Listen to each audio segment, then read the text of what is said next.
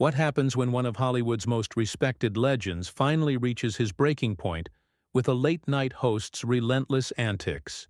You won't believe what unfolds when Harrison Ford sits down for what should have been a routine interview, only to find himself in the middle of an explosive confrontation that would leave audiences stunned and social media buzzing for days. This isn't just another celebrity spat. This is the moment when decades of professionalism collided with modern television's obsession with viral moments, creating a perfect storm that no one saw coming.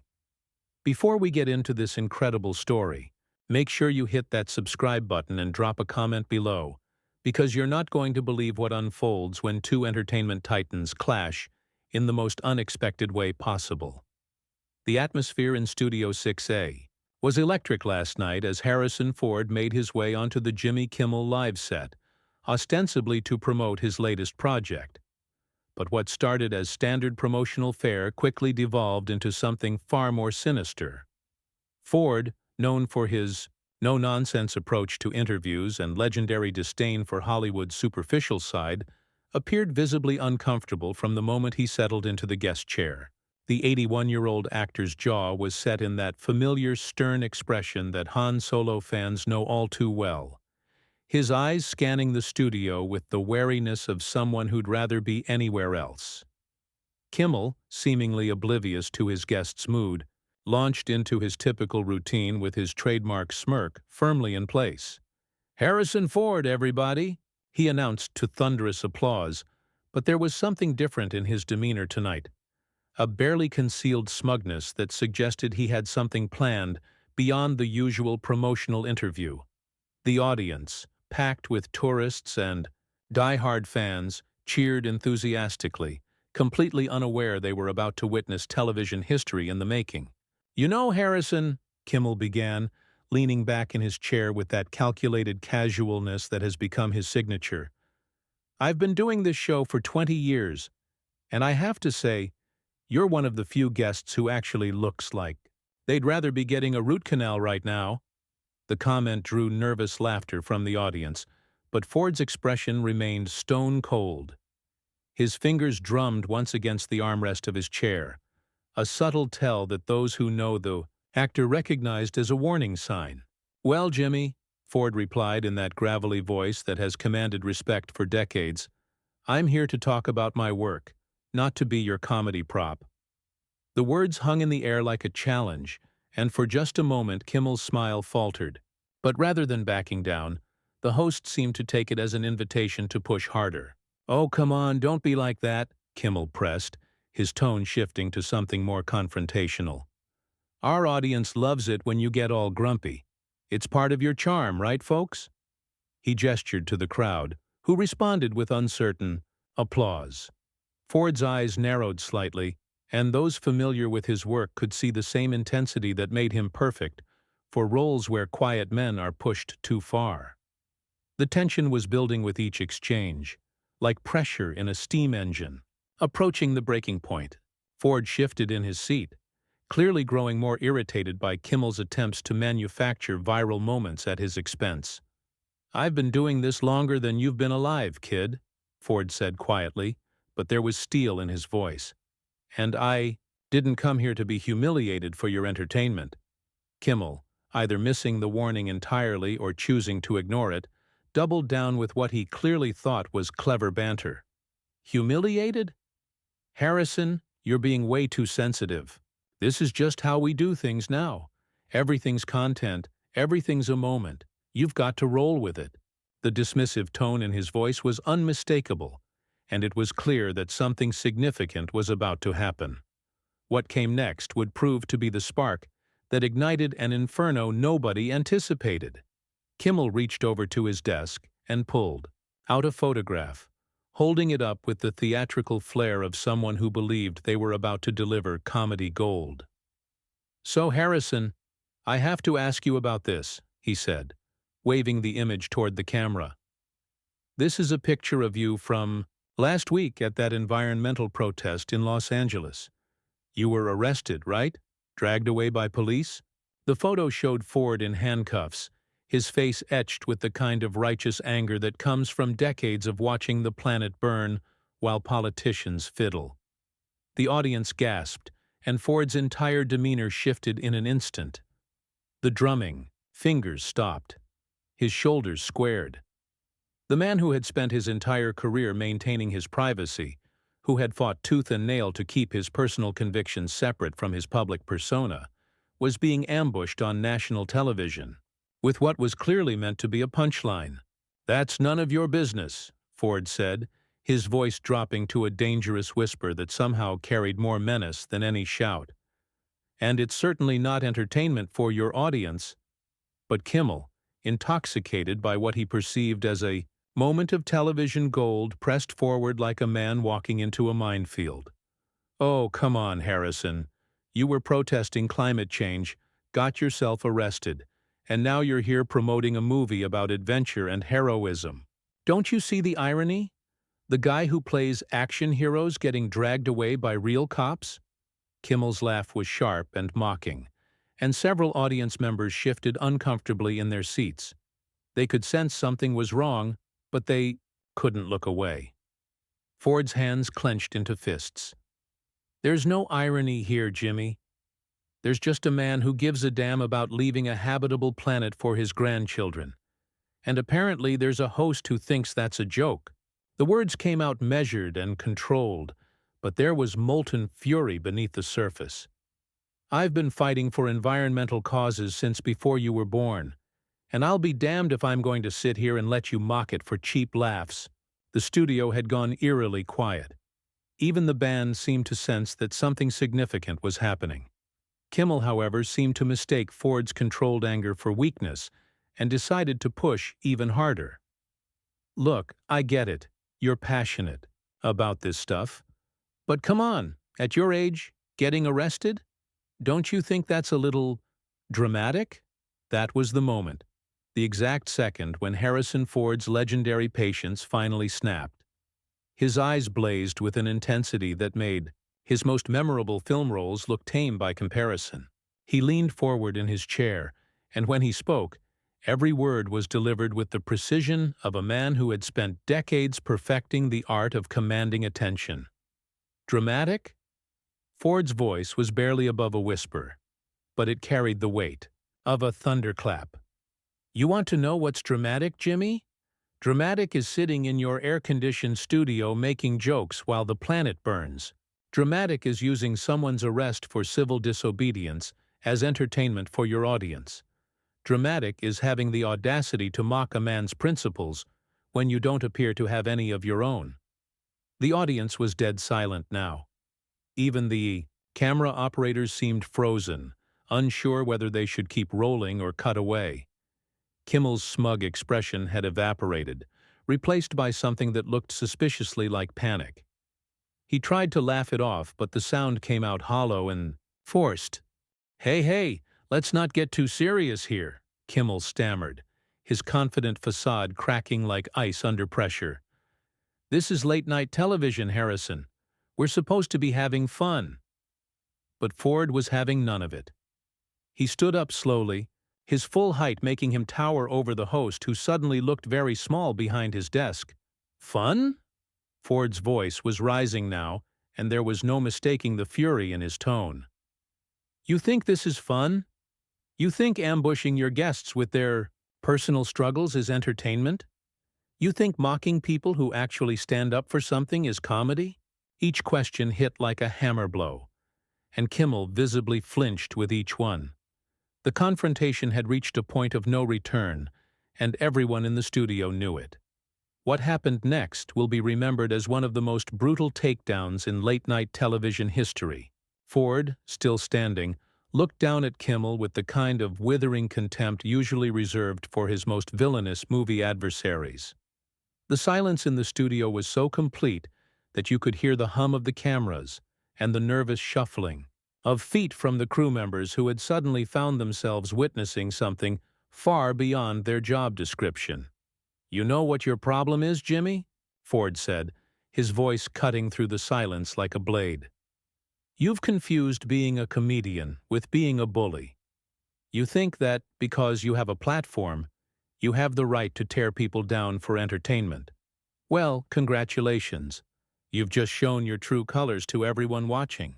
Kimmel tried desperately to regain control of the situation, his hands gesturing frantically as he attempted his trademark deflection.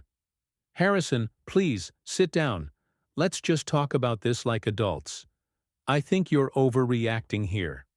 But his voice had lost all its earlier smugness, replaced by the high-pitched desperation of a man watching his carefully constructed image crumble in real time. Overreacting? Ford's laugh was harsh and bitter. You ambush me with a private moment where I was standing up for what I believe in. You mock my convictions. And then you have the nerve to tell me I'm overreacting. He shook his head slowly, and the disappointment in his expression was somehow more devastating than his anger. I've been in this business for over 50 years, kid. I've worked with real professionals, real artists, people who understood that entertainment doesn't have to come at the expense of human dignity. The audience sat frozen, caught between their loyalty to the show they'd come to see and the growing realization that they were witnessing something genuinely ugly. Several people in the front row looked visibly uncomfortable, while others pulled out their phones to capture what was clearly going to be a viral moment, though not the kind Kimmel had intended. Look, I didn't mean to offend you, Kimmel said, his voice now carrying a pleading tone that his regular viewers had never heard before. It was just a joke. That's what we do here. We make jokes. But Ford wasn't buying it, and his response cut straight to the heart of everything wrong with modern celebrity culture. Just a joke? Ford repeated, his voice dripping with disdain. My arrest wasn't a joke. Climate change isn't a joke. The fact that I'm willing to put my body on the line for something I believe in isn't a joke. But you turned it into one because that's all you know how to do. Reduce everything meaningful to a punchline for your demographic. The camera operators were getting signals from the control room, clearly being told to cut to commercial. But they seemed frozen by the magnitude of what was unfolding. This wasn't just a celebrity having a bad interview. This was a complete, systematic dismantling of everything Kimmel represented. Ford began pacing now, his movements controlled but predatory, like a wolf circling wounded prey.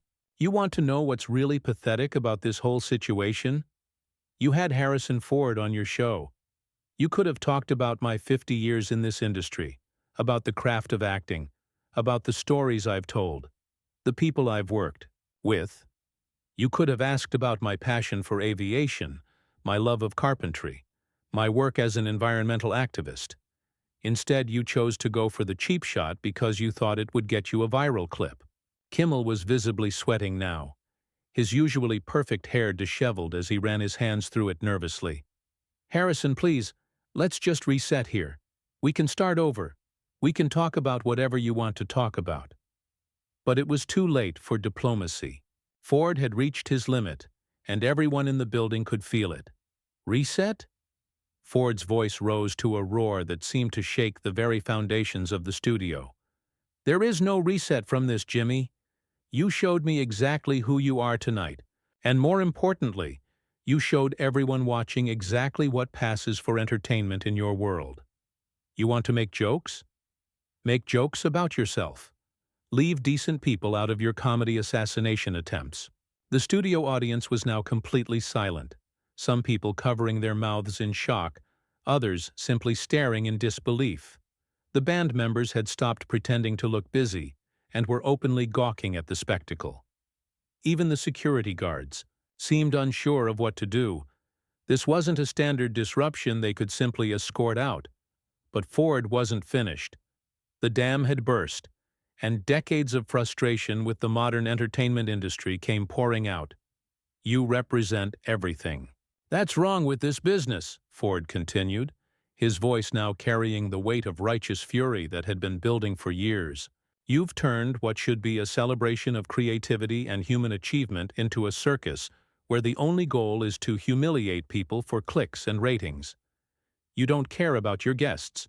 You don't care about your audience. And you sure as hell don't care about anything beyond your own ego. The control room was in complete chaos. Producers were screaming into headsets, trying to decide whether to cut to commercial or let this historic meltdown continue. The decision was made for them when Ford turned directly to camera 2, his steel gray, eyes boring into the lens with an intensity that made viewers at home feel like he was speaking directly to them. "To everyone watching at home," Ford said, his voice now calm but filled with undeniable authority, "this is what passes for entertainment in 2025. A host who thinks your struggles, your convictions, your willingness to stand up for what's right are all just material for his comedy routine. Well, I've got news for you, Jimmy, and for everyone else who thinks this is acceptable behavior. I won't be part of it." Kimmel made one last desperate attempt to salvage the situation, his voice cracking with panic. "Harrison, come on, let's just sit down and finish the interview. The audience came here to see you. Don't disappoint them because of a misunderstanding." But Ford's response was swift and merciless. "Disappoint them?" Ford's laugh was harsh and unforgiving. "You disappointed them the moment you decided to ambush me instead of conducting a professional interview. You disappointed them when you chose to mock someone's principles instead of engaging with them thoughtfully. And you're disappointing them right now by trying to manipulate me into staying here and pretending this is all okay." The legendary actor began removing his microphone with deliberate, measured movements. Each action was performed with the same methodical precision he brought to his most iconic roles, and the symbolism wasn't lost on anyone in the room. "I came here tonight to promote my work and maybe have an interesting conversation. Instead, I found myself face to face with everything I despise about what this industry has become." As Ford unclipped the mic pack from his belt, the studio remained in absolute silence. The audience members sat transfixed, many of them recording with their phones, but clearly understanding they were witnessing something unprecedented. This wasn't just a celebrity tantrum. This was a masterclass in dignity and self-respect from one of Hollywood's most respected figures. "You know what the real tragedy is here?" Ford said, his voice dropping to that familiar gravelly whisper that commanded immediate attention.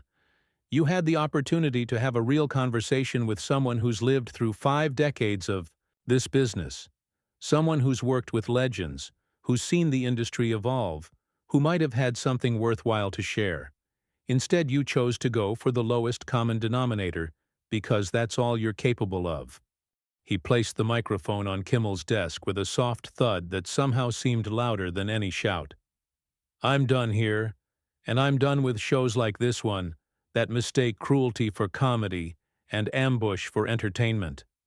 Ford straightened his jacket and looked around the studio one final time, his gaze taking in the frozen crew members, the shocked audience, and finally settling on Kimmel himself.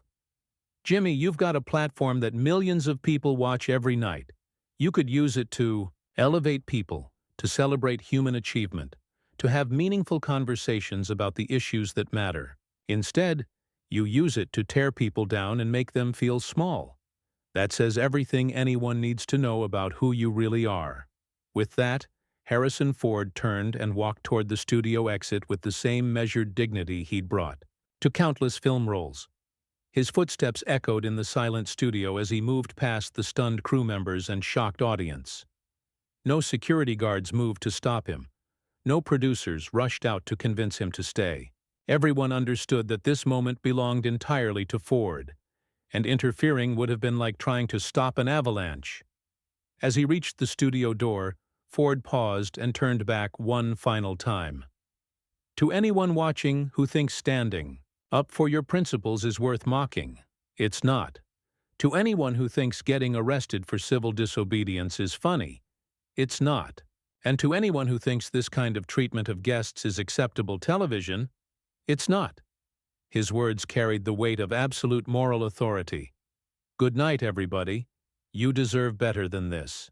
With those final words, Harrison Ford walked out of Studio 6A, leaving behind a shell-shocked host, a stunned audience, and what would become one of the most talked-about moments in late-night television history. The cameras kept rolling for several more seconds, capturing Kimmel's stunned expression as he sat alone at his desk, The photograph that had started the whole confrontation still lying there like evidence of his spectacular miscalculation. The silence stretched on until finally, mercifully, someone in the control room had the presence of mind to cut to commercial. The fallout was immediate and devastating. Social media exploded within minutes, with clips of Ford's takedown spreading faster than wildfire. The hashtag Team Harrison began trending worldwide, while Kimmel's ratings plummeted in the days that followed. Ford's principled stand had resonated, with millions who were tired of seeing public figures humiliated for entertainment, and the confrontation became a defining moment that sparked conversations about dignity, respect, and what constitutes acceptable behavior in modern media. Harrison Ford had walked into that studio as a guest, promoting his latest project. He walked out as a folk hero who had finally said what millions of viewers had been thinking for years.